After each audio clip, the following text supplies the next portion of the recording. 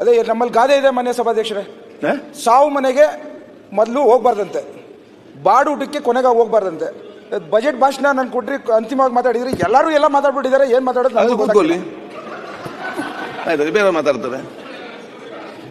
ಒಂದು ಮಾನ್ಯ ಸಭಾಧ್ಯಕ್ಷರೇ, ಇವತ್ತು ವಿಶೇಷವಾಗಿ ನಮ್ಮ ಸರ್ಕಾರದಲ್ಲಿ ಎಲ್ಲರೂ ಹೇಳಿರೋಂಥ ಒಂದು ಮಾತಂತೂ ನಿಜ, ಇಡೀ ಭಾರತ ದೇಶ ಮಾತಾಡ್ತಾ ಇದೆ. ಇವತ್ತು ವಿರೋಧ ಪಕ್ಷದವ್ರಿಗೆ ಪಾಪ ಅವ್ರಿಗೆ ಯಾವುದು ದೊಡ್ಡ ಅಸ್ತ್ರಗಳು ಸಿಕ್ಕಿಲ್ಲ ಅವ್ರಿಗೆ, ಅದನ್ನು ನಾವು ವೀಕ್ನೆಸ್ ಆಗಿ ತಗೋಬಾರ್ದು.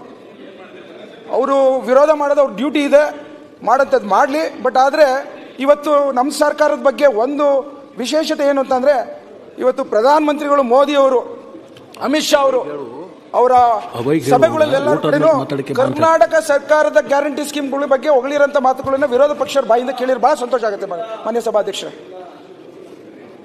ಏನು ಇವತ್ತು ಒಬ್ಬ ಕುರುಬರ ಕುಟುಂಬದಿಂದ ಹುಟ್ಟಿ ಕುರಿಗಳು ಕಾಯುವಂಥ ಮನೆತನದಿಂದ ಹುಟ್ಟಿ 16ನೇ ಬಜೆಟನ್ನು ಇಷ್ಟು ಶಿಸ್ತಲ್ಲಿ ಆರ್ಥಿಕವಾಗಿ ಕೊಟ್ಟಿದ್ದಾರೆ ಅಂತಂದರೆ, ನಮಗೆ ನಾನು ಒಬ್ಬ ಡಾಕ್ಟರ್ ಆಗಿದ್ಕೊಂಡು ಇವತ್ತು ಫಿಸ್ಕಲ್ ರೆಸ್ಪಾನ್ಸಿಬಿಲಿಟಿ ಬಜೆಟ್ ಮ್ಯಾನೇಜ್ಮೆಂಟ್ ಅನ್ನೋ ವರ್ಡ್ ಕೇಳಿರಲಿಲ್ಲ ಮಾನ್ಯ ಸಭಾಧ್ಯಕ್ಷ. ಏನದು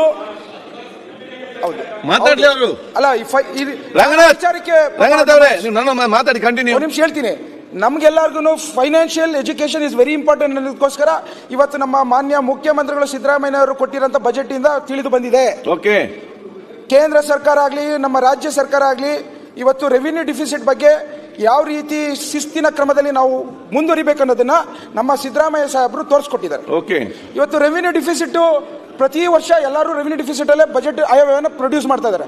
ಆದರೆ ಹಿಂದೆ ಒಂದು ಸಿದ್ದರಾಮಯ್ಯನವರು 2000 ಯಾವುದೋ ಒಂದು ಸಂದರ್ಭದಲ್ಲಿ 1998 ಏನೋ ಸರ್ಪ್ಲಸ್ ಇರೋಂಥ ಬಜೆಟ್ ಕೊಟ್ಟಿರುತ್ತೆ. ಅದಾದ್ಮೇಲೆ ಯಾರು ಮಾಡ್ಲಿಕ್ಕೆ ಆಗಿಲ್ಲ ಅಂತ ಕೇಳ್ಪಟ್ಟಿದ್ದೀನಿ.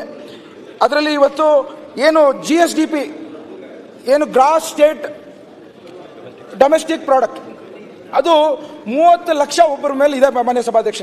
25% ಒಳಗಡೆ ನಾವು ಇದನ್ನ ಶಿಸ್ತನ್ನು ತರಬೇಕು ಅಂತ ಪ್ರಯತ್ನವನ್ನು ಮಾಡಿದಂಥದ್ದು ವಿಶೇಷವಾಗಿ ನಾನು ಮಾನ್ಯ ಸಿದ್ದರಾಮಯ್ಯ ಸಾಹೇಬರಿಗೆ ಧನ್ಯವಾದ ಹೇಳಲಿಕ್ಕೆ ಬಯಸ್ತೇನೆ.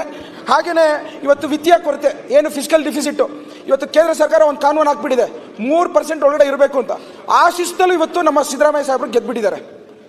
ಕೊನೆಯದಾಗಿ ಈ ಒಂದು ವ್ಯವಸ್ಥೆಯಲ್ಲಿ ನಾನು ಓದ್ತಿರ್ಬೇಕಾದ್ರೆ ನಾನು ಒಂದು ಸ್ವಲ್ಪ ವೆಬ್ಸೈಟ್ಗಳೆಲ್ಲ ನೋಡ್ಕೊಂಡು ಬಂದೆ ಮಾನ್ಯ ಸಭಾಧ್ಯಕ್ಷರ. ಏನು ಡಿವಲ್ಯೂಷನ್ ಟ್ಯಾಕ್ಸ್, ಆ ಒಂದು ಡಿವಲ್ಯೂಷನ್ ಟ್ಯಾಕ್ಸ್ ಅಲ್ಲಿ ಪಾಪ ನಮ್ಮ ವಿರೋಧ ಪಕ್ಷದವರು ಒಪ್ಕೋತಾರೆ. ಆ ವಿಚಾರದಲ್ಲಿ ಕೇಂದ್ರ ಸರ್ಕಾರದವರು ನಮ್ಮಿಂದ ಪ್ರತಿ ವರ್ಷ 4 ಲಕ್ಷ ಕೋಟಿ ರೂಪಾಯಿನ ಬಹಳಷ್ಟು ಒಬ್ಬೊಬ್ಬ ಕಟ್ಟ ಕಡೆ ಒಬ್ಬ ರೈತನಿಂದ ಹಿಡಿದು IT ಹಿಡಿದು ಎಲ್ಲರೂ ದುಡ್ದಿರೋದನ್ನೇ ಗೆತ್ಕೊಂಡು ಹೊರಡೋಗ್ತಾರೆ. ಅವ್ರು ಕೊಡೋಂಥ ದುಡ್ಡು ಎಷ್ಟು ಗೊತ್ತಾ ಮಾನ್ಯ ಸಭಾಧ್ಯಕ್ಷ? 50,000 ಕೋಟಿ ಪ್ರತಿ ವರ್ಷ ಕೊಡ್ತಾರಂಥದ್ದು. ಆ ಕೊಡೋದ್ರ ಜೊತೆಗೆ GST ಅನ್ನೋದನ್ನ ಕಾಣದಂಗೆ ಹಾಕ್ಬಿಡ್ತಾರೆ ಟ್ಯಾಕ್ಸ್ 18%. ಇವ್ರು ಕೊಡೋಂಥ 30,000 40,000 ಕೋಟಿಗೋಸ್ಕರ ನಾವು ಕಾಯ್ಕೊಂಡು ಕೂತ್ಕೊಂಡು ನಮ್ಮ ಬಜೆಟ್ನ ಅವ್ರ ಮೇಲೆ ಅವಲಂಬಿಸ್ಕೊಳ್ಳೋಂಥದ್ದು ಎಷ್ಟು ವಿಪರ್ಯಾಸ ಅನ್ನೋದು ಬದುಕಾಗ್ಬಿಟ್ಟಿದೆ. ಇವತ್ತು ಮಾನ್ಯ ಸಭಾಧ್ಯಕ್ಷರೇ, ಮೊನ್ನೆ ತಾನೇ ಮಾತನಾಡ್ತಿದ್ರು ಜಮೀರಣ್ಣ ಅವರು, ನಮಗೆ 1.5 lakhs ಅಷ್ಟು ಕೇಂದ್ರ ಸರ್ಕಾರದಿಂದ ಮನೆ ಕಟ್ಟಲಿಕ್ಕೆ ದುಡ್ಡು ಕೊಡ್ತಾರೆ. ಇವತ್ತು 1.5 ಲಕ್ಷ ದುಡ್ಡು ಕೊಟ್ಟು GSTಲಿ 1.25 ಲಕ್ಷ ದುಡ್ಡನ್ನ ಕತ್ಕೊಂಡು ಹೋಗ್ತಾರೆ ಮಾನ್ಯ ಸಭಾಧ್ಯಕ್ಷ ಕೇಂದ್ರದವರು. ಇದು ನಮ್ಮ ಐ ಥಿಂಕ್ ಇವರು ವಿರೋಧ ಪಕ್ಷ ನಮ್ಮ ವಿಜೇಂದ್ರ ಅವರು ಕೂತಿದ್ದಾರೆ, ವಿಜೇಂದ್ರ ನಾನು ಒಪ್ಕೋತಾರೆ ಅನ್ಕೋತೀನಿ. ಅದನ್ನ ಬದಲಾವಣೆ ತರಂತದ್ರಲ್ಲಿ ನಾವು ನೀವು ಸೇರ್ಕೊಂಡು ಕೈ ಜೋಡಿಸ್ಬೇಕು. ಈ ಬದುಕಿನಲ್ಲಿ ಡಿವಲ್ಯೂಷನ್ ಟ್ಯಾಕ್ಸ್ ವಿಚಾರದಲ್ಲಿ 4.71% ಇತ್ತು ಮಾನ್ಯ ಸಭಾಧ್ಯಕ್ಷರೇ, ಇವತ್ತು 3.52 ಇಟ್ಬಿಟ್ಟಿದ್ದಾರೆ. ಯಾರಿಗೂ ಕಾಣದೇ ಇರೋಂಥ ಹೊಸ ಒಂದು ವ್ಯವಸ್ಥೆಗಳನ್ನು ತಂದು ಕೇಂದ್ರ ಸರ್ಕಾರದವರು ರಾಜ್ಯ ಸರ್ಕಾರದ ಮೇಲೆ ಎಲ್ಲಾ ರೀತಿಯಲ್ಲಿ ಹೊರೆ ಹಾಕ್ತವ್ರೆ. ನಿಮ್ಗೊಂದೇ ಒಂದು ಉದಾಹರಣೆ ಹೇಳ್ತೇನೆ. ಈ ವರ್ಷ ನಮ್ ಬರ್ಬೇಕಾಗಿರೋಂಥ 60,000 ಕೋಟಿ ರೂಪಾಯಿ ಕೊಡಂತದ್ದು ಇವತ್ತು 46,000 ಕೋಟಿ. 10 ವರ್ಷದಿಂದ ಬಿಜೆಪಿ ಸರ್ಕಾರ ಬಂದಾಗ್ಲಿಂದನು 1,80,000 ಕೋಟಿ ರೂಪಾಯಿನ ಹಣವನ್ನ ಕಸಿದ್ಕೊಂಡು ಹೋಗಿದ್ದಾರೆ. ಇದಕ್ಕೆ ಯಾರು ಉತ್ತರ ಕೊಡೋರು? ಇವತ್ತು ಬಿಜೆಪಿ MP ಅವರು ನಮ್ಮಲ್ಲಿ ನಮ್ಮ ರಾಜ್ಯ ಸರ್ಕಾರದಲ್ಲಿ ಸಿದ್ದರಾಮಯ್ಯ ಸಾಹೇಬರು ಸರಿ ಮಾಡಿಲ್ಲ ಅಂತಂದ್ರೆ ಪ್ರಶ್ನೆ ಮಾಡ್ಬೋದು, DK ಶಿವಕುಮಾರ್ ಸಾಹೇಬರು ಎಲ್ಲ ಒಂದ್ ಕಡೆ ತಪ್ಪಾಗಿದ್ರು ಪ್ರಶ್ನೆ ಮಾಡ್ಬೋದು.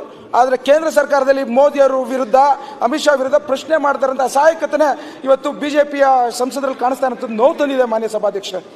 ಇರ್ಲಿ, ಈಗ ನಾನೊಂದು ವಿಚಾರ ಮಾನ್ಯ ಸಭಾಧ್ಯಕ್ಷ, ನನ್ನ ವೈಯಕ್ತಿಕ ಲಾಭ ರಾಷ್ಟ್ರದ ಚಿಂತನೆ ವಿಚಾರದಲ್ಲಿ ಬಂದಾಗ ನಾನು ನನ್ನ ರಾಷ್ಟ್ರ ಪ್ರಮುಖವಾದದಂತ ಅರ್ಪಿಸ್ಕೊಳ್ಳೋಣ. ಇವತ್ತು ನನ್ನ ಜನಾಂಗ ನನ್ನ ರಾಜ್ಯದ ಪ್ರಶ್ನೆ ಬಂದಾಗ ನಾವು ಯಾವ ರೀತಿ ರಾಷ್ಟ್ರದ ಮುಂದೆ ತಲೆ ತಗ್ಗಿಸ್ಬೇಕು ಹೇಳಿ ಮಾನ್ಯ ಸಭಾಧ್ಯಕ್ಷ? ದಲಿತರ ಶೋಷಣೆ ಒಂದ್ ಕಡೆ ಆದ್ರೆ, ನನ್ನ ಜನಾಂಗದ ಶೋಷಣೆ ಒಂದ್ ಕಡೆ ಆದ್ರೆ, ಕೇಂದ್ರ ಸರ್ಕಾರದ ಚಿಂತನೆ ವಿಚಾರದಲ್ಲಿ ಬದಲಾವಣೆ ಮಾಡುವಂತ ಹೋರಾಟ ವಿರೋಧ ಪಕ್ಷದವರಿಂದ ಬೇಕಾಗಿದೆ ಅನ್ನೋದನ್ನ ನಾನು ಅವ್ರ ಮುಂದೆ ಕೇಳ್ಕೊತೀನಿ ಮಾನ್ಯ ಸಭಾಧ್ಯಕ್ಷ.